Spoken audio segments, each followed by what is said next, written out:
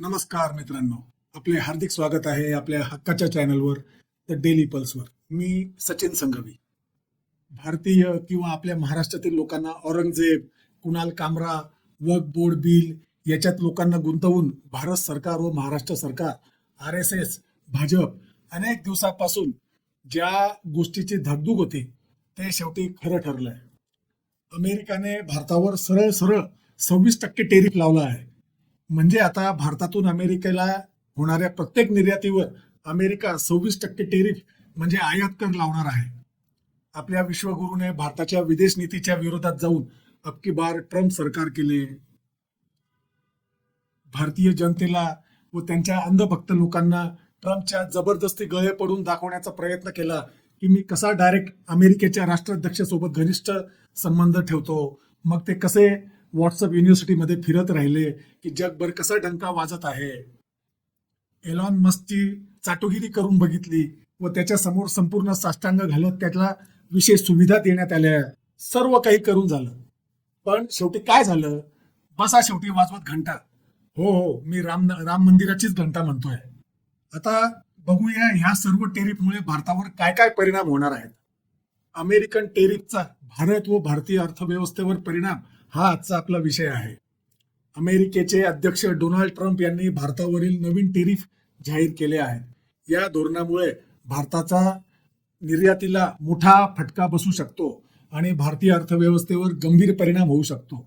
आता असं नाही की त्यांनी जगातल्या कोणत्या दुसऱ्या देशांवर टेरिफ लावला नाही आहे, पण आपण भारतीय आहोत, आपल्याला आपल्या भारताशीच घेणं देणं आहे.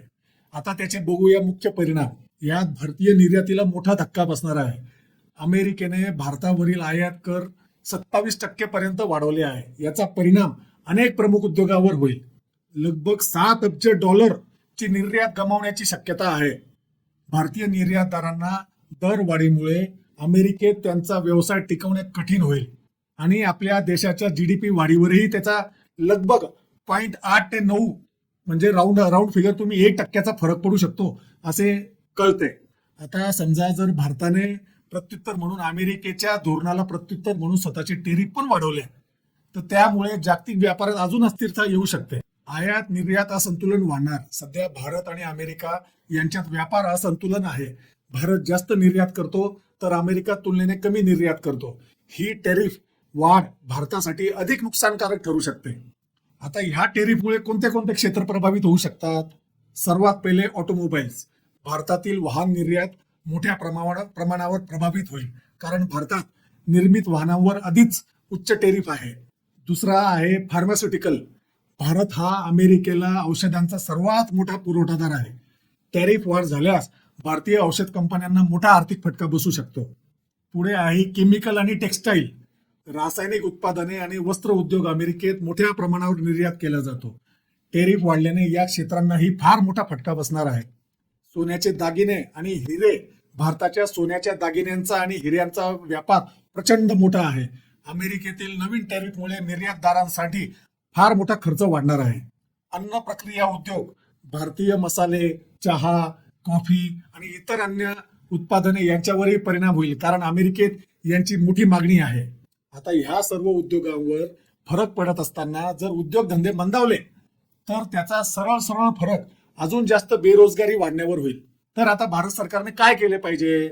कोणती पावले उचलली गेली पाहिजेत? तर भारत सरकारने अमेरिकाने नव्याने समोर बसून व्यापार करारावर काम करणे गरजेचे आहे. या टेरिफ सवलती मिळवण्याचा प्रयत्न केला गेला पाहिजे. भारताने आपल्या निर्यात धोरणामध्ये काही बदल केले पाहिजे. भारताला नवीन बाजारपेठा शोधाव्या लागतील, जसे की युरोप, आफ्रिका आणि आशियाई देश. जो एक जुमला पहिले नरेंद्र मोदींनी सांगितला होता, आत्मनिर्भर भारत, त्या धोरणाचा वापर जास्तीत जास्त केला गेला पाहिजे. भारताने स्वतःच्या उत्पादनावर भर द्यावा आणि अमेरिकेवरील अवलंबित्व कमी करावे. आता यावरील सर्व चर्वाचर्वांचा निष्कर्ष काय निघतो? अमेरिकेच्या नवीन टेरिफ धोरणामुळे भारतीय अर्थव्यवस्थेला मोठा फटका बसण्याची शक्यता आहे. त्यामुळे भारताला व्यापार धोरणात मोठे बदल करावे लागतील. भारताने निर्यात धोरण सुधारून नवीन बाजारपेठांमध्ये प्रवेश करणे गरजेचे आहे.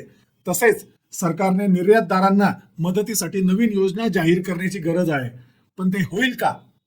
कारण भारत सरकार तर स्वतःच औरंगजेब, कुणाल कामरा, वक्फ बोर्ड बिल याच्यात लोकांना गुंतवून भारतीय जनतेची दिशाभूल करत आहे. आता शेवटी भारतीयांना पण जर ह्याच मुद्द्यांमध्ये इंटरेस्ट असेल तर त्याला कोण काय करू शकतो. नमस्कार, मी सचिन संघवी.